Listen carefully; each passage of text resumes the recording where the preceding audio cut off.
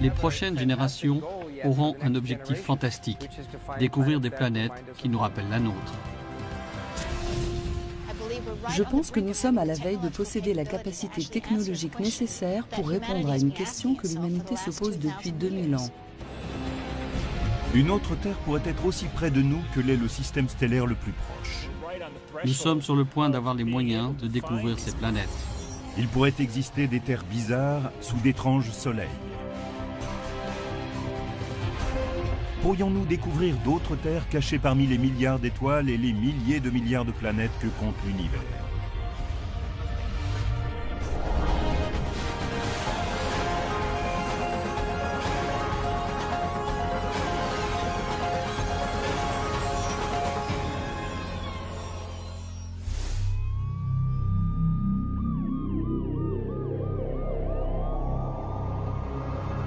Existe-t-il quelque part dans l'univers une autre Terre?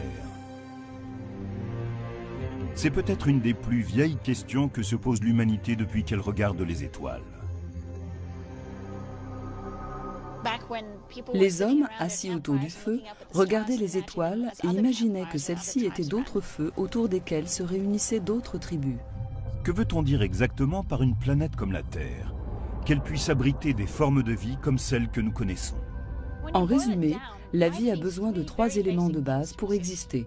Il lui faut un milieu liquide quelconque pour que s'y produisent des réactions chimiques. Et nous pensons que l'eau est le liquide le plus vraisemblable pour cette opération, car elle est prédominante dans l'univers.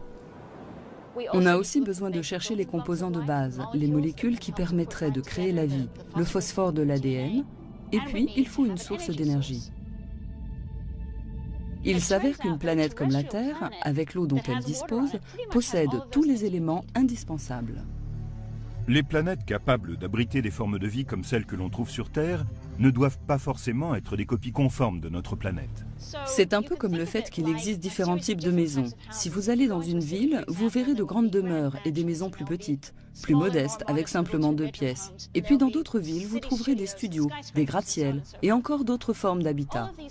Elles abritent toutes des êtres humains de même que toutes ces planètes peuvent abriter la vie. C'est un peu comme cela quand on explore l'univers. On cherche des habitats de toutes sortes et on reste à l'affût de tout ce qui peut receler une forme de vie.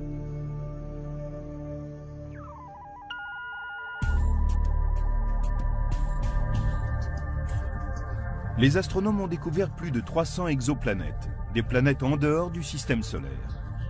La grande majorité sont des géantes gazeuses, plus faciles à trouver que les petites planètes comme notre Terre. Pour construire des instruments aptes à analyser des planètes comme la Terre, nous devons anticiper quelles seraient les substances chimiques de leur atmosphère. C'est pour cela que nous avons besoin de théories et de modèles.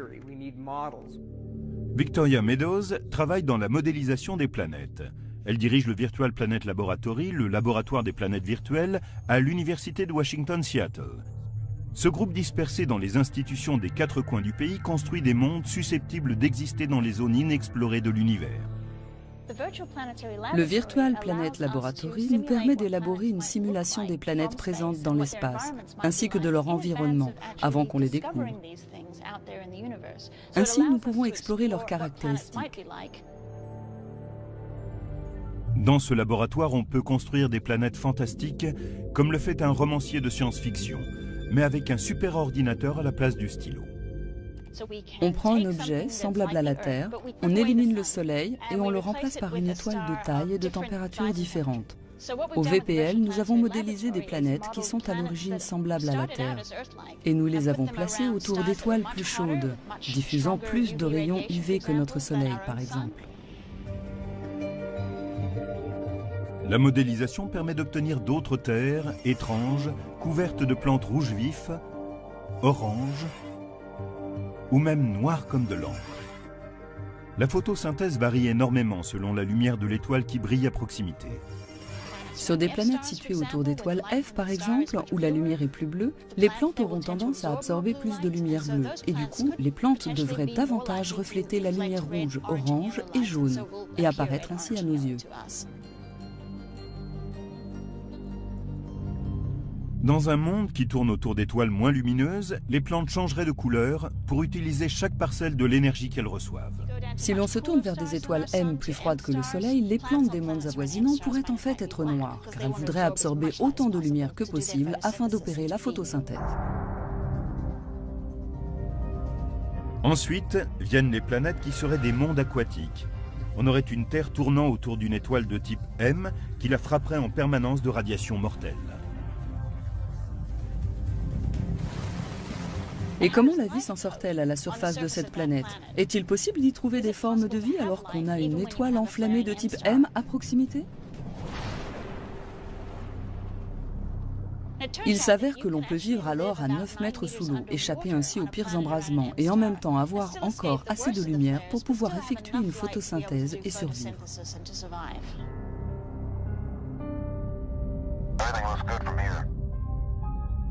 De futures missions d'exploration se profilent à l'horizon et de nombreux spécialistes planchent sur les outils qu'il leur faudra pour détecter des formes de vie sur une planète lointaine. La vie produit des gaz. La vie pue. On peut la sentir. On cherchera donc ces gaz à l'aide de spectromètres à haute résolution. Ce que nous avons vraiment besoin, c'est de prendre la lumière d'une autre planète comme la Terre et de l'analyser pour découvrir la composition chimique de son atmosphère. Localiser ces planètes est le talent particulier de l'astronome Geoffrey Marcy de l'Université de Berkeley en Californie. Avec son collègue Paul Butler, ils ont trouvé plus d'exoplanètes que qui que ce soit d'autre.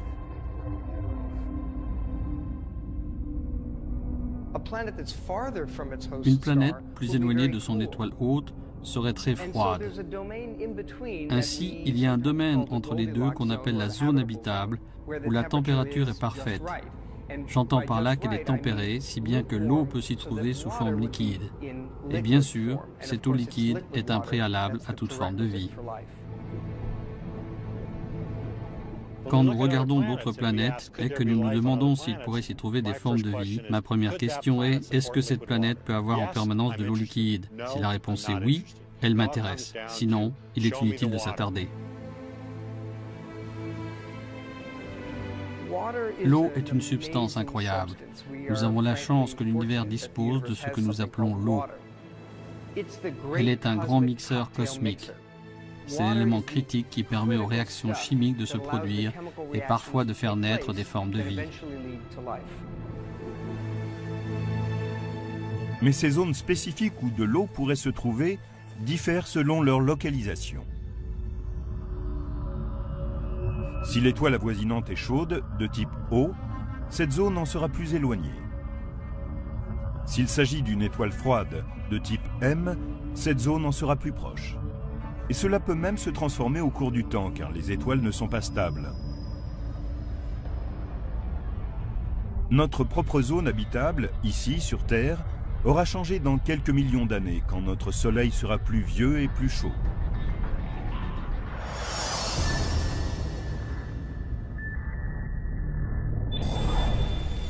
La technologie actuelle ne permet pas de photographier des exoplanètes lointaines.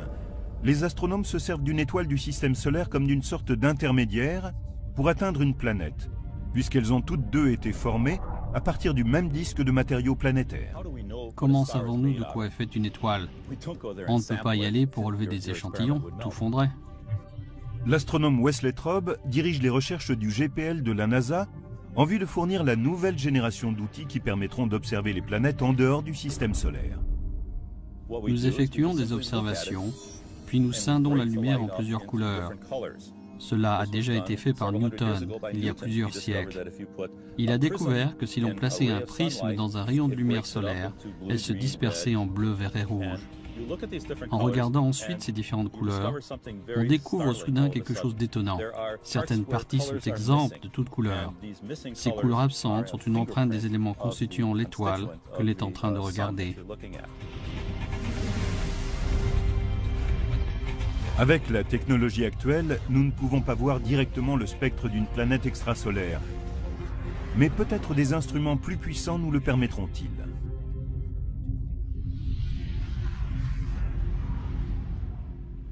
Si on observe cette lumière venant de la planète et qu'on la disperse avec un prisme ou un instrument analogue, on peut dire de quoi est constituée cette planète. C'est ainsi que nous savons si elle possède de l'oxygène, comme notre atmosphère, si son atmosphère contient de la vapeur d'eau, de l'ozone, du dioxyde de carbone et de l'oxyde d'azote. Et rien dans l'univers ne demeure fixe avec le temps. Quand notre Terre s'est formée il y a 4,5 millions d'années, son atmosphère était très différente de ce qu'elle est aujourd'hui. Victoria Meadows et son équipe ont pour objectif d'anticiper et d'élaborer des modèles d'autres planètes semblables à la Terre. Il serait un peu irréfléchi de ne rechercher que des planètes riches en oxygène et au même stade de développement que nous. En effet, quand on cherche des mondes habitables, ils peuvent être extrêmement différents. Il peut y en avoir de toutes sortes. Et si nous découvrons une autre Terre, quelles sont les chances d'y rencontrer une civilisation avec laquelle nous puissions communiquer ?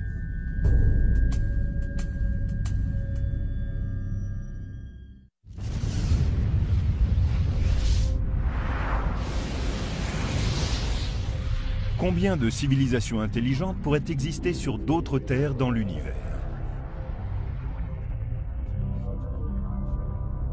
Combien y a-t-il d'étoiles? Combien possède-t-elle de planètes? Combien de ces planètes en sont assez proches pour avoir de l'eau? C'est un problème que les astronomes Carl Sagan et Frank Drake ont soulevé il y a des décennies. Drake a établi une équation selon laquelle il pourrait exister plus d'1 million de civilisations rien que dans notre Voie lactée. L'équation de Drake est une série de nombres, une proposition mathématique qui tente de déterminer les facteurs nécessaires si l'on veut estimer précisément le nombre de civilisations intelligentes dans notre galaxie.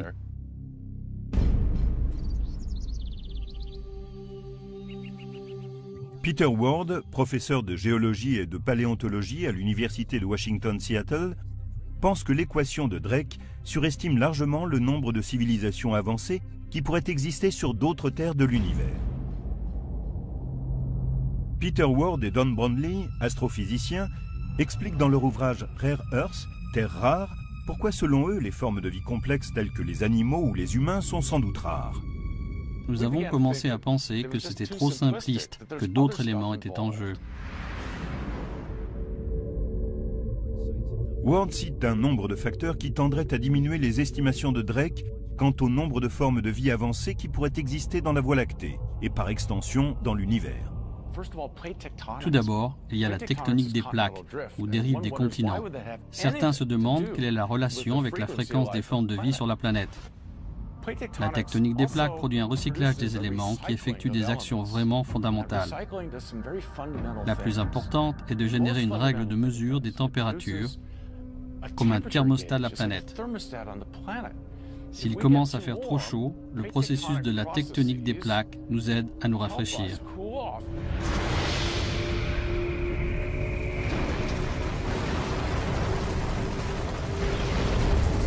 Ensuite, il y a la présence de métal sur la planète. En second lieu, si on veut être une civilisation intelligente, il vaut mieux avoir du métal. Il est difficile de trouver du métal sur une planète comme Mars ou Vénus. Mais la tectonique des plaques fait tout pivoter, provoque des failles et les métaux lourds remontent.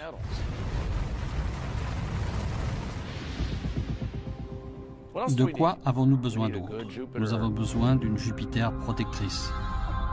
Le fait qu'il y ait une géante gazeuse comme Jupiter à la forte attraction gravitationnelle aux confins du système solaire protège les planètes intérieures et ses éventuelles terres d'impacts fréquents qui pourraient être catastrophiques. C'est parce que les planètes comme Jupiter, par leur force gravitationnelle, balayent au loin les astéroïdes et les comètes. Elles permettent ainsi à la Terre de survivre sans trop subir de chocs venant de débris égarés. Les planètes protectrices, comme Jupiter, permettent à des formes de vie de se développer sans que des impacts d'astéroïdes et de comètes ne provoquent leur extinction, comme c'est arrivé aux dinosaures. Il y a 65 millions d'années, un astéroïde a heurté la Terre et rayé de la planète les dinosaures. Si les dinosaures ont disparu, c'est parce que Jupiter a mal fait son boulot. Elle aurait dû être virée. Elle a été nulle ce jour-là. Elle a laissé passer un de ses astéroïdes et on a vu ce que cela a donné. La comète Shoemaker-Levy s'est écrasée sur Jupiter à la fin du siècle dernier. Quel est le rôle de cette planète? C'est important d'avoir une planète comme Jupiter à l'intérieur du système galactique. La plupart des astrophysiciens concentrent leurs efforts dans la recherche de mondes situés dans la zone habitable, autour d'une étoile. Mais Ward et son co-auteur pensent que la position de la planète à l'intérieur de la galaxie est également un élément important. C'est pour cela que nous avons défini ce que nous appelons la zone galactique habitable, une zone à l'intérieur de la galaxie qui n'est ni trop proche ni trop lointaine. C'est la zone que nous appelons Goldilocks dans notre galaxie. Ils ont établi 9 facteurs caractéristiques de ce qu'on appelle une zone galactique habitable.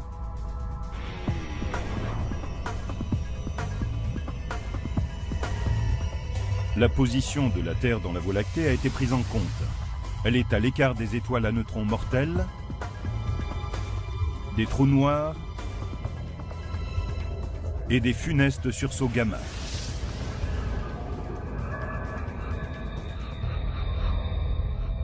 Dans ces caractéristiques sont inclus le nombre d'étoiles proches de la planète et les chances d'abriter une vie microbienne. On a même estimé la fréquence à laquelle les planètes pourraient avoir vu leur vie s'éteindre. La Terre elle-même a peut-être frôlé la catastrophe en 1998. Une étoile de forte densité, appelée un magnétar, a rejeté un sursaut gamma mortel et libéré en 0,2 de seconde autant d'énergie que le Soleil en émettra au cours des 100 000 prochaines années. Par chance, ce magnétar était situé à 20 000 années-lumière de la Terre. Il y a une question à se poser.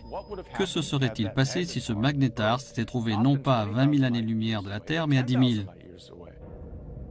S'est-il déjà produit un événement à quelques centaines d'années-lumière seulement? Dans ce cas, de nouveaux calculs suggèrent que cela pourrait déséquilibrer notre atmosphère en une seule explosion. Et ensuite, je ne peux plus respirer.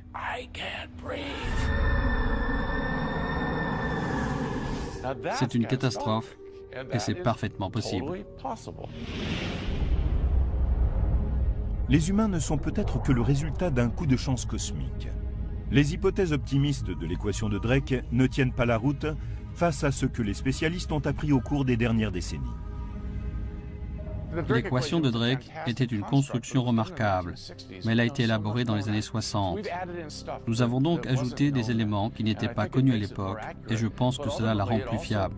Et finalement, cela réduit les hypothèses, et je pense que le chiffre de millions de civilisations avancées ne peut plus être défendu. Combien pourrait-il y avoir d'autres terres abritant des civilisations avancées dans notre Voie lactée? On m'a déjà demandé de nombreuses fois de faire une prédiction, et disons qu'il y en a une à laquelle je consens. Il peut y avoir plus d'une civilisation, mais moins d'1 million. Les astrophysiciens concentrent leurs recherches sur la découverte d'autres planètes comme la Terre, et ils pourraient finalement trouver une autre civilisation. Mais déjà, l'exploration d'autres terres pose d'immenses défis techniques aux spécialistes. Contrairement aux étoiles qui ont pu être cataloguées, les planètes ne peuvent être aperçues avec la technologie actuelle. Une planète, quand elle est à des années-lumière, est presque au sommet de son étoile quand on la voit de l'extérieur du système solaire. Et le pire, c'est qu'une planète semblable à la Terre, mais plusieurs fois plus grande, ne reflète qu'une quantité infinitésimale de la lumière de son étoile. Nous avons ainsi une étoile brillante et une planète 10 milliards de fois plus pâle. Pour beaucoup d'entre nous, il est difficile d'imaginer ce qu'est réellement 10 milliards de fois. Mais prenons une luciole, une toute petite luciole avec une lumière très faible, et supposons que cette luciole tourne autour d'un phare.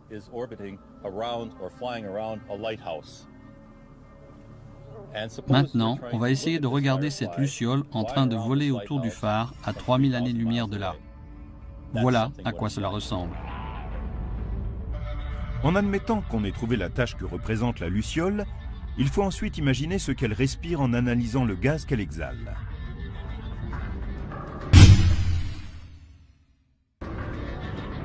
C'est le genre de défi auquel fait face un astrophysicien qui doit d'abord trouver une planète et ensuite imaginer l'atmosphère de cet objet semblable à la Terre.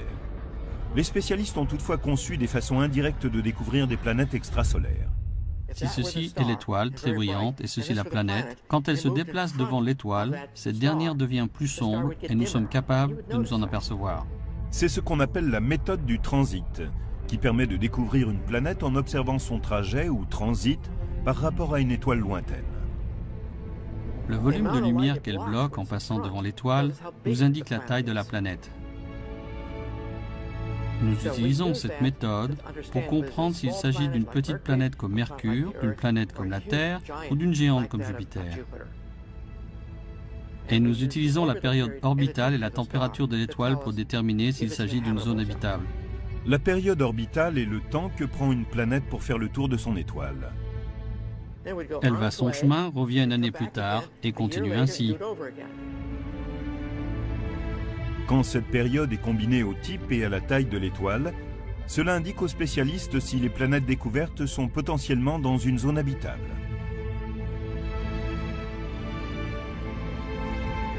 La méthode du transit fonctionne si l'observateur ou le télescope est dans le même plan que l'étoile et ses planètes. Mais si l'on est au-dessus ou au-dessous du système, on utilise une autre technique, la vélocité radiale. Cette méthode dépend de l'observation attentive d'une étoile lointaine. Il s'agit de voir si elle est tirée en avant et en arrière par la force gravitationnelle d'une exoplanète invisible. Les astrophysiciens peuvent utiliser cette information pour imaginer les caractéristiques de l'exoplanète qui influence l'étoile. Équipés de ces outils, ils trouvent des centaines de planètes, et parmi elles, certaines dont ils n'ont jamais rêvé.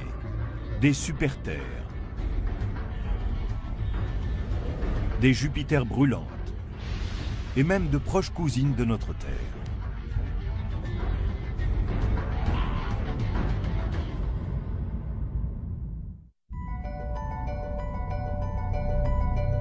Au cours de cette recherche de planètes de type terrestre, parmi les milliards d'étoiles que compte l'univers, les astronomes ont trouvé une relation entre la composition d'une étoile et la probabilité qu'elle ait des planètes autour d'elle.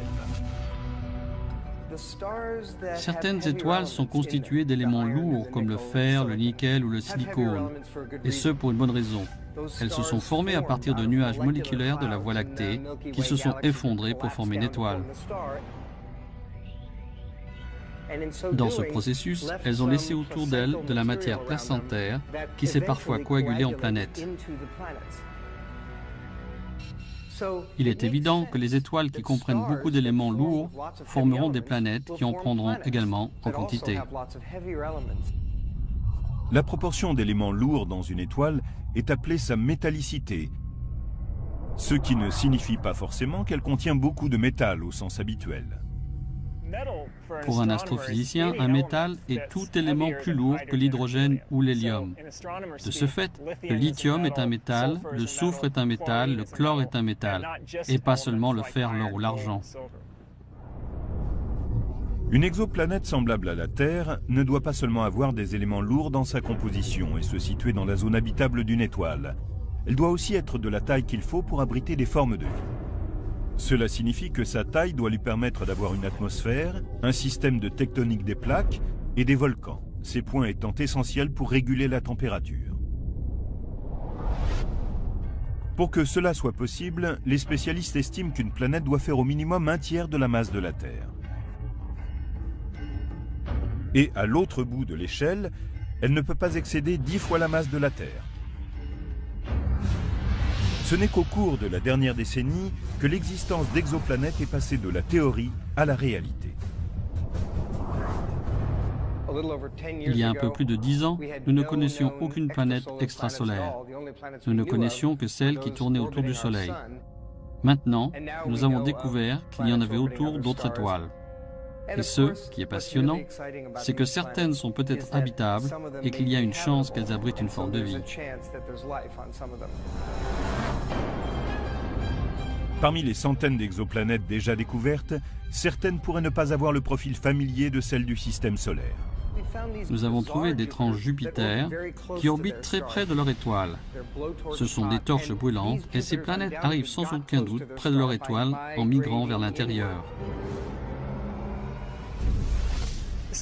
Parfois, la formation d'une planète de la masse de Jupiter dans un système peut sonner le glas de celles qui sont semblables à la Terre. Et si nous avions eu la malchance d'avoir une Jupiter de ce genre dans notre système solaire? Elle aurait poussé la Terre en dehors de son orbite, dans l'obscurité vaste et froide de l'espace extérieur. Et la Terre serait peut-être morte, telle une épave froide et obscure.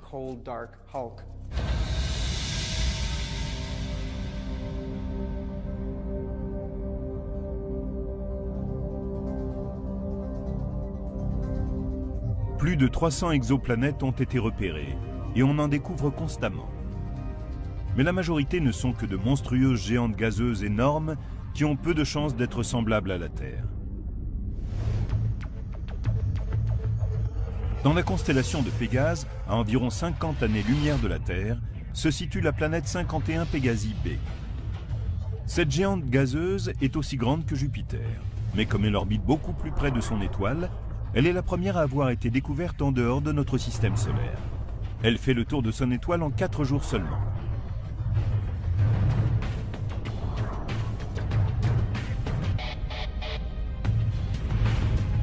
La planète 70 Virginis b est encore plus loin que Pégase. Elle est à 60 années-lumière et 7 fois et demie plus massive que notre Jupiter.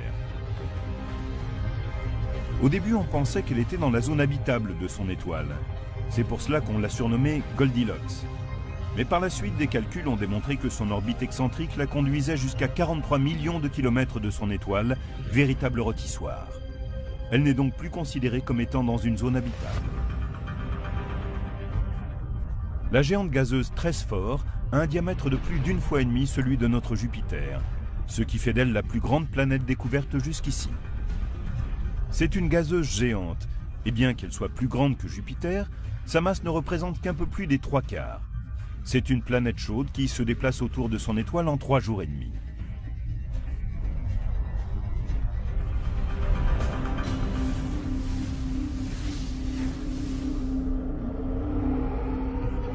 Les astrophysiciens n'ont pas découvert de planète comme la Terre en dehors de notre système solaire, parce qu'ils ne sont toujours pas en mesure de détecter des planètes rocheuses relativement petites comme elle. La technologie n'est pas encore au point. Mais ils ont eu plus de chance en ce qui concerne les super-terres. En réalité, on a pu découvrir des planètes susceptibles de se trouver dans une zone habitable autour d'autres étoiles. Il y a un exemple classique, c'est la planète Gliese 581c. Le système de Gliese 581 est situé à environ 20,5 années-lumière de la Terre, dans la constellation de la Balance. Gliese 581 fait 5 fois la masse de notre Terre. On avait quelque espoir qu'elle soit la première planète semblable à la Terre découverte dans la zone habitable d'une étoile, mais cela s'est révélé faux. Elle ne correspond pas tout à fait aux critères. Au lieu d'être une super-Terre, ce serait une super-Vénus. Elle serait comme notre Vénus, mais plus chaude, avec une température possible de 600 degrés. Et elle serait également plus massive que Vénus. Mais Gliese 581c a une parente un peu plus lointaine et plus froide. C'est Gliese 581d. Celle-ci est localisée aux confins de la zone habitable, là où il fait plus froid. Quand on la regarde au début, on se dit qu'elle est un peu trop froide, mais il s'avère que si la planète possédait suffisamment de gaz à effet de serre, elle pourrait être assez chaude.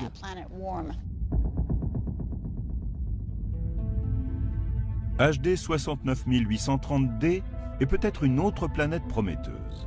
Elle fait 17 fois la taille de la Terre et se trouve à environ 42 années-lumière de notre système solaire, dans la constellation de la Poupe. HD 69830d est une planète où la vie pourrait apparaître parce qu'elle possède à peu près la bonne température.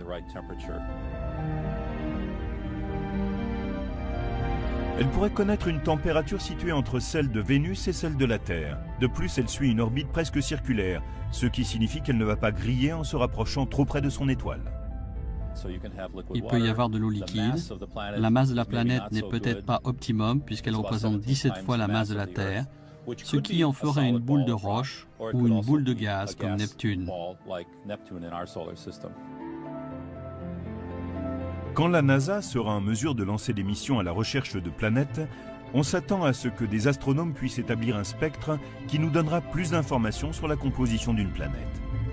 Ils pourraient dire si elle possède une surface solide ou s'il s'agit d'un monde aquatique ou encore de quelque chose de complètement différent. La recherche d'autres terres a mené les astronomes à des années-lumière de notre voisinage spatial.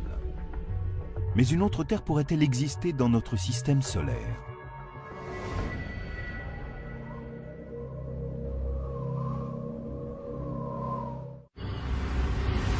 Tandis que les astronomes regardent les systèmes stellaires, qui sont à des années-lumière, dans l'espoir de trouver une autre planète bleue, d'autres terres sont peut-être plus proches que cela. Imaginons que nous revenions en arrière, il y a 3,5 milliards d'années, et que nous observions notre système solaire. Nous verrions alors 2 planètes bleues. Sur la Terre, de l'eau, une atmosphère de dioxyde de carbone, des conditions tempérées et des formes de vie. Maintenant, imaginons que nous nous déplacions un peu au-dessus de Mars. On y voit de l'eau en surface, une atmosphère épaisse de dioxyde de carbone, des conditions tempérées et peut-être des formes de vie. Les 2 planètes ont commencé à évoluer et la Terre est restée habitable.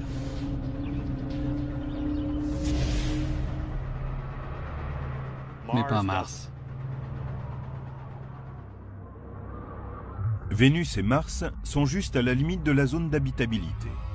Toutes 2 peuvent être des exemples de terres qui auraient raté leur évolution, car une fois que l'on a quitté la voie, il est impossible de revenir en arrière. Mars est un enseignement.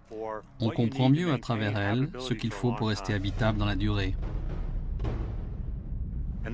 Notre hypothèse précédente se révèle être parfaite. Il faut être aussi grosse que la Terre pour continuer à être habitable. Mars est trop petite. Et dans ce cas, il n'y a pas moyen de recycler les éléments, ni de maintenir son atmosphère sur une certaine durée. La taille a une importance capitale. Maintenant, si Mars est trop froide, Vénus, notre autre Terre potentielle, connaît le problème inverse. Elle est trop chaude.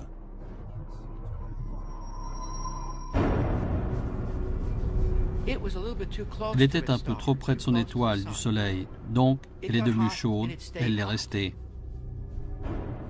Tous les éléments, comme le dioxyde de carbone ou le CO2, qui ont permis la formation de la Terre, ont présidé à celle de Vénus. Mais sur Terre, ils ont été incorporés à la roche.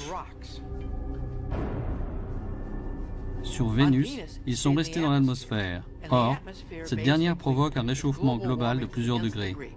La lumière solaire arrive et ne repart pas. La planète est comme l'intérieur d'un four à pizza. Vénus n'a pas réussi parce qu'elle était trop proche de son étoile. Elle n'est pas née au bon endroit et Mars n'avait pas la bonne taille. Tout cela est très intéressant. Nous avons Vénus, la Terre et Mars. Vénus est au mauvais endroit. Mars n'a pas la bonne taille et la Terre, elle, est au bon endroit et à la taille qu'il faut.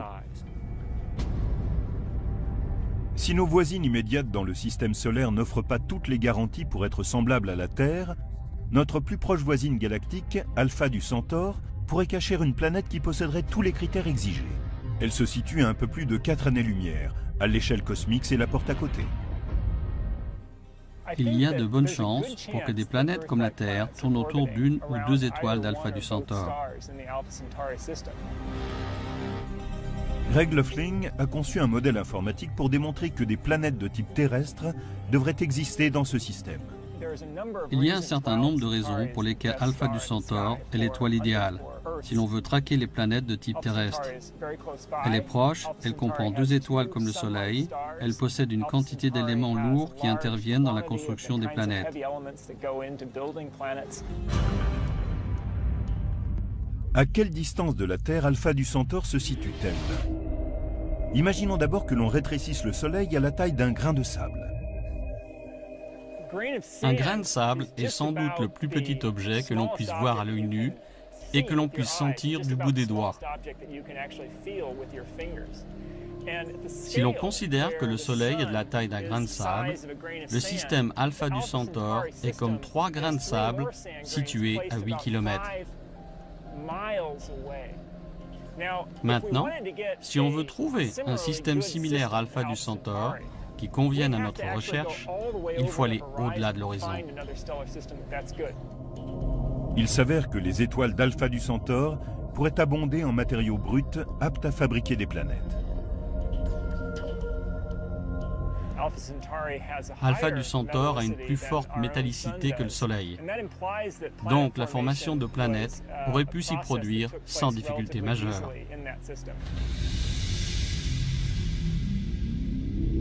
Enfin, les deux étoiles principales d'Alpha du Centaure apportent un avantage supplémentaire.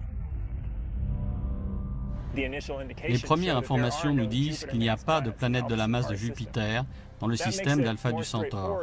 Il est donc plus simple que des planètes de type terrestre s'y forment autour d'une ou de deux étoiles. Car les grandes géantes gazeuses se forment autour de noyaux glacés aussi vastes que notre Terre. Il faut beaucoup d'espace froid pour que se forment ces noyaux. Regardez comme Jupiter est loin du Soleil. Mais quand on a deux étoiles avec des orbites qui se chevauchent dans un système comme Alpha du Centaure, il n'y a pas assez d'espace. Il ne fait pas assez froid pour permettre la formation de ces géantes gazeuses. Ainsi, on suppose que les planètes d'Alpha du Centaure, si elles existent, sont des planètes comme la Terre, Mars ou Vénus. Ce ne sont pas des géantes gazeuses comme Jupiter ou Saturne.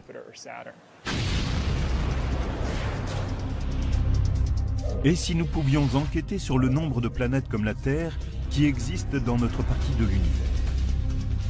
Si l'on pouvait observer directement l'atmosphère d'une autre Terre située à des années-lumière.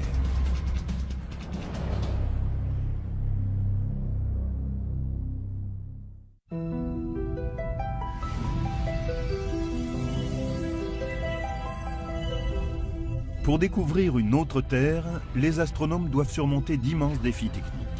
Comment scruter une planète lointaine? C'est un problème que la NASA a abordé comme pour la conquête de la Lune, en établissant des projets qui s'étendent sur des décennies.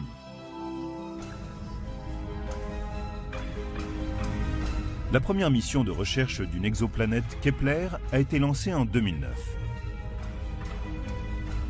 Ce projet de la NASA porte le nom du savant du XVIIe siècle, Johannes Kepler, qui découvrit les lois du mouvement des planètes. La mission Kepler est si simple et pourtant si extraordinairement puissante que j'en ai les larmes aux yeux. Kepler est un télescope spatial qui fonctionne comme une borne et doit scruter les constellations du Cygne et de la Lyre. Il prend image sur image. Le but est de repérer les étoiles dont la lumière faiblit, c'est-à-dire quand une planète comme la Terre occulte une partie de la lumière stellaire. C'est la première fois que des humains partent détecter des planètes de type terrestre autour d'autres étoiles que le Soleil. L'enquêteur principal est William Borucki. Il défend la mission depuis 25 ans. Kepler est une mission spatiale qui permet de placer un très grand télescope qui est aussi comme un caméscope. Il prend constamment des images de ces étoiles et nous renvoie l'information. Il s'agit d'un projet de recherche d'envergure modeste. On va observer une portion précise du ciel pendant 3 ans et demi pour commencer. Le résultat essentiel de cette mission sera de nous donner un décompte statistique de la population de l'endroit, combien de petites planètes il comprend et combien de grandes planètes. Les résultats de Kepler seront à leur tour utilisés pour décider des outils que l'on construira pour les prochaines missions. Kepler n'est qu'une étape, c'est une tentative pour découvrir des planètes de type terrestre et savoir si elles sont répandues. Si c'est le cas, elles devront être proches pour que nous n'ayons à construire qu'un instrument modeste.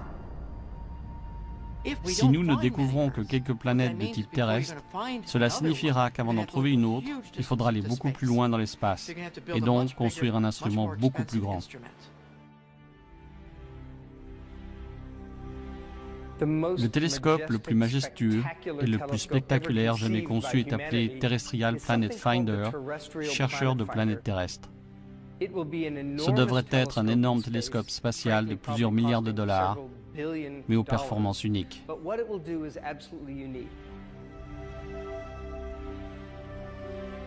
Il serait le premier télescope à prendre des images de planètes de type terrestre.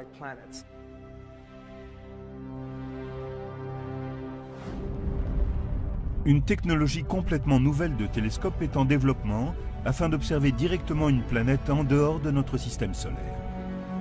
Nous avons besoin d'une technologie optique entièrement nouvelle pour construire un chercheur de planètes terrestres capable de faire des images malgré la lumière éblouissante des étoiles avoisinantes. Et pour l'instant, cette technologie n'est toujours pas au point. C'est une grande frustration.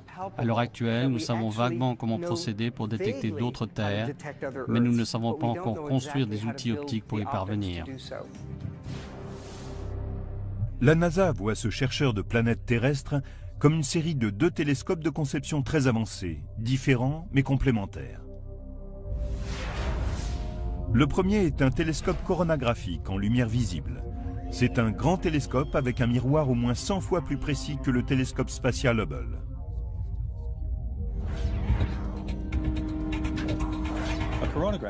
Un télescope coronographique est un télescope qui collecte la lumière d'une étoile et la concentre à l'autre bout, comme un télescope normal. Sauf qu'ici, on bloque la lumière de l'étoile et on essaye de laisser passer la lumière venant de la planète. En faisant cela, on élimine la lumière dispersée dans l'instrument, ce qui permet de regarder la planète qui est 10 milliards de fois moins lumineuse qu'une étoile principale.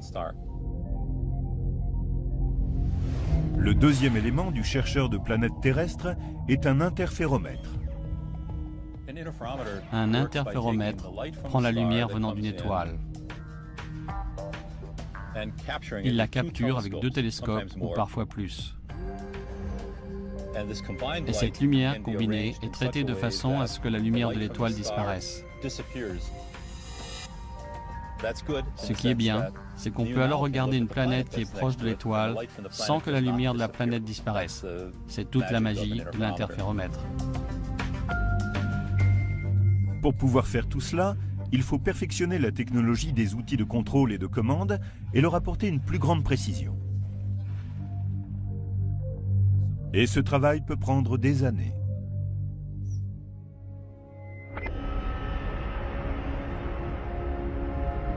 Ce but ultime de l'astronomie, découvrir une autre Terre en dehors du système solaire, a poussé les spécialistes à spéculer sur la façon dont une telle découverte nous affecterait.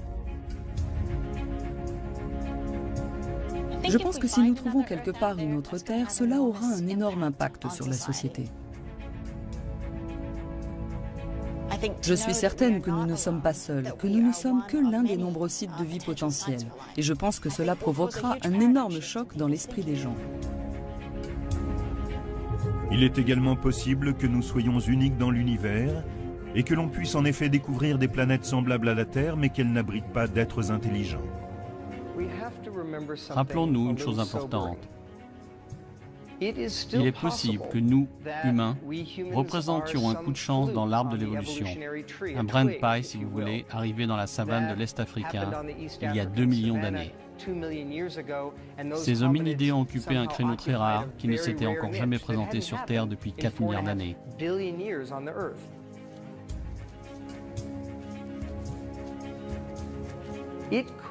Et il se pourrait bien que nous soyons une singularité extraordinaire dans la Voie lactée.